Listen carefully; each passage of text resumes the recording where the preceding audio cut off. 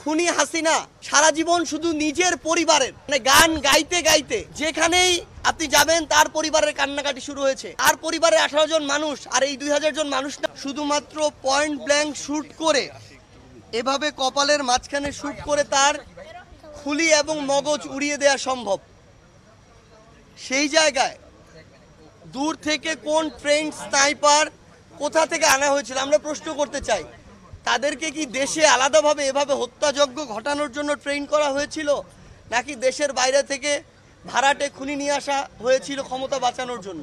যার চলে গেছে সেই বুঝে যে তার কতটুকু খালি করে দিয়ে গিয়েছে। আমরা অনেক কিছু করতে পারি, অনেক অর্থ সহযোগিতা দিতে পারি, চাকরির ব্যবস্থা করতে পারি, কর্মসংস্থানের ব্যবস্থা করতে পারি, সম্মানী ভাতা দিতে পারি। ওই মানুষটাকে ফিরে দেওয়া সম্ভব? কোনোদিনও সম্ভব না। এই ক্ষত কোনোদিনও পূরণ করা সম্ভব না।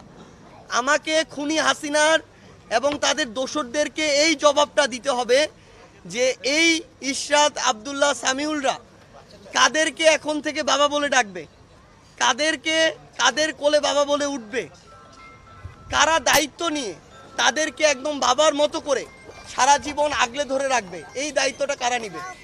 তারা এখানে বাবার শহীদ হওয়ার যে রক্তাক্ত ভিডিও, রক্তসহ এই যে রক্তাক্ত ভিডিও, তারা এখন এগুলো দেখে। মানে এই বয়সে তাদেরকে এগুলো করার কথা ছিল? এই প্রশ্নগুলো না, এই প্রশ্নের উত্তরগুলো তাদেরকে দিতে হবে যারা আসলে এই অভ্যুত্থান হওয়ার 4 মাস হতে না হতে এখন মানে একজন খুনি কিভাবে দেশে আসবে, সেই খুনি কিভাবে এসে নির্বাচন করবে, সেই খুনি কিভাবে এসে দল গোছাবে, এই কথা বলি। আমরা আমাদের নিজেদের জন্য লজ্জিত মানুষ হিসাবে। আমরা বিগত 16 বছরের সব অত্যাচার নির্যাতন তো ভুলে গেছি। বিগত 36 জুলাই এই বাংলাদেশে কি হয়েছে, একজন ক্ষমতা পিপাসু নরপিশাচ খুনি কিভাবে শুধু ক্ষমতায় থাকার জন্য আব্দুল্লাহ, ইশরাত এর মতো অসংখ্য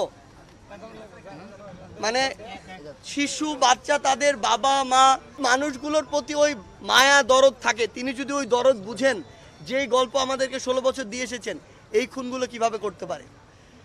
কেউ যদি, আমরা আমাদের জায়গা থেকে স্পষ্ট করে একটা জিনিস বলি, এই খুনের বিচার না হওয়া পর্যন্ত বাংলাদেশে খুনি হাসিনা এবং তাকে যারা খুনি হাসিনা বানিয়েছে তার দোসররা, তাদের এই বাংলাদেশে যেই রাজনৈতিক প্ল্যাটফর্মকে সামনে রেখে তারা এই কাজগুলো করেছে, তাদের আসলে কোনো অধিকারই নাই এই বাংলাদেশে সেই প্ল্যাটফর্ম নিয়ে চলার। মানে আমরা তো আমাদের জায়গা থেকে অল্প সময় সব ভুলে যাই।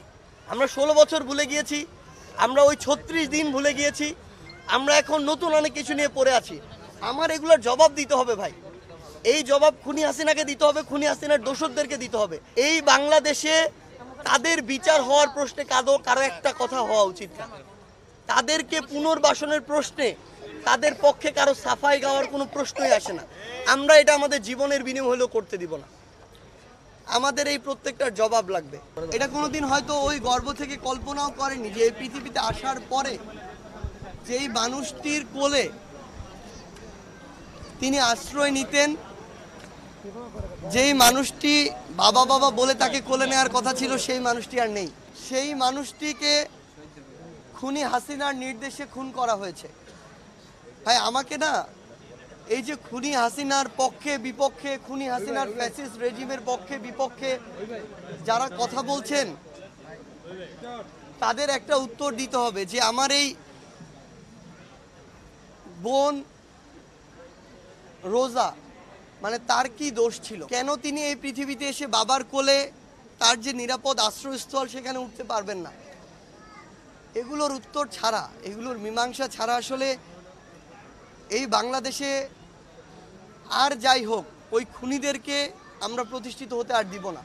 এগুলোর বিচার ছাড়া কেউ যদি একজন আমাদেরকে বলে যে তাদেরকে আমরা রাজনীতিতে দেখতে চাই,